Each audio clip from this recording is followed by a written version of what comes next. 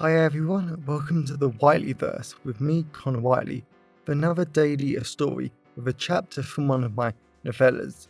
Before I start today's chapter, please remember to like, comment and subscribe to the channel so you don't miss any new content, and the engagement really helps the Whiteleyverse with the YouTube algorithm. Also, if you want to buy this book and any of my other fiction, then they're all available from all major ebook retailers. You can order the paperback and hardback copies from Amazon, your local bookstore and local library if you requested. Also, if you want the AI generated audiobook, then you can get it from selected audiobook platforms and library systems like Kobo, Spotify, Barnes & Noble, Google Play, Baker & Taylor, Biblioteca and Overdrive. Now, here's today's chapter. I hope you enjoyed as much as I did writing it. Chapter 1 1800 The 17th of February 2023 Canterbury, England. Private Eye Bettie English absolutely loved standing in the near-total darkness of her twins' nursery, with only a small orange nightlight over each of the white cots for light. The nursery was so peaceful, calm and relaxing, that Betty just loved watching her beautiful precious children as they drifted off to sleep. There was nothing more precious in the entire world. Betty had really enjoyed making the nursery with her boyfriend Graham the last few months of the pregnancy.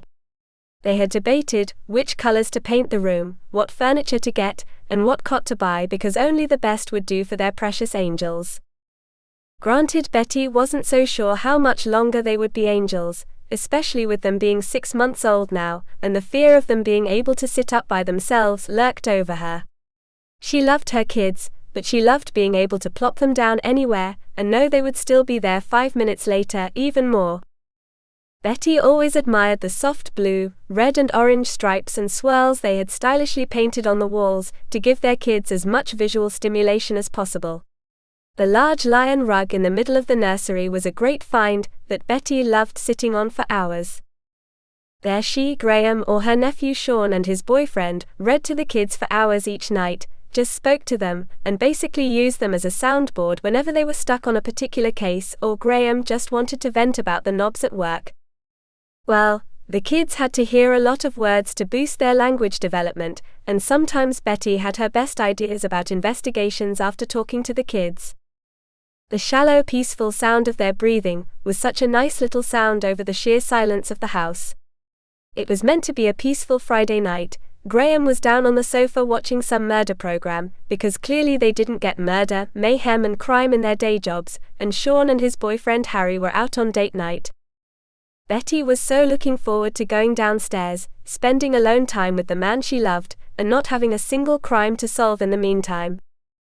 The day had been chaotic, with the twins doing a lot of talking to each other, wanting to constantly smash down all the block towers her and Graham made for them, and the twins seemed to be the most energetic today than they ever had been before. Betty was refusing to take that as a scary sign of her future as a mother. But after 3 conference calls with different companies, her staff at the British Private Eye Federation, and a catering company for an event coming up in the Private Eye calendar, Betty was so looking forward to a nice, relaxing evening with her boyfriend. All whilst her little angels slept peacefully. "Bet," Graham said so quietly she wasn't sure she had actually heard anything. Betty looked around at Graham, who was still beautiful even in the darkness of the bedroom door. "Need you downstairs soon," Graham said. Betty nodded. She had no idea why, but she loved him and she trusted him. Maybe he was planning something romantic. Betty just grinned and blew Graham a kiss as he nodded and walked away. She went over to the little white cot tucked lovingly away in opposite corners of the nursery, and so badly wanted to kiss her little darlings on the cheek before she went downstairs, but she didn't dare wake them. They looked so small, cute and precious, as their tiny chests rose and fell peacefully. Harrison and Elizabeth had to be the cutest kids she had ever seen. Betty supposed she had to say that, but it was the truth. Betty waved her little darlings good night, and she went out the nursery, down their long hallway to their brown staircase and went down it. Maybe she should have freshened up a little because Graham was clearly going to be romantic for a change. she probably should have put her perfume on, and maybe she should have changed her underwear to the little lacy pair that Graham got her on Valentine's Day. But they were basically married in all but name. They both had careers and 2 even more amazing kids. They didn't always need to go all out in the romance department. Going all out was what made them have kids in the first place, but as Betty went down into the kitchen, she just frowned. Graham wasn't being romantic in the slightest, because there was a man in a black 3-piece suit, sitting at their large marble kitchen island in their large copper-finished kitchen, with a police badge sitting on its freshly polished surface, and Graham was sitting opposite him like they were best friends.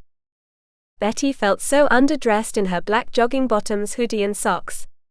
All her conference calls had been online, so there was no point changing into something nice, and it was too cold to go out, so she hadn't dressed up at all. Graham was still in jeans, a posh hoodie and black shoes, so compared to the cop he looked amazing or average. Betty just folded her arms and looked at the man she loved. "Betty, this is Detective Kinsley, Homicide Division, and he has some questions to ask you because a dead man said you knew what happened to him," Graham said. Betty just grinned. Her quiet evening was as dead as the man they were talking about, but Betty had to admit that this excited her a lot more than she ever had the right to feel. Welcome back everyone, it's me again, Connor Whiteley. So I really hope that you enjoyed today's story, because I flat out love writing, creating stories and sharing them with you. If you really enjoyed today's story, then please remember to like, comment and subscribe to the channel so you don't miss any new content, and the engagement really helps the Whiteleyverse with the YouTube algorithms.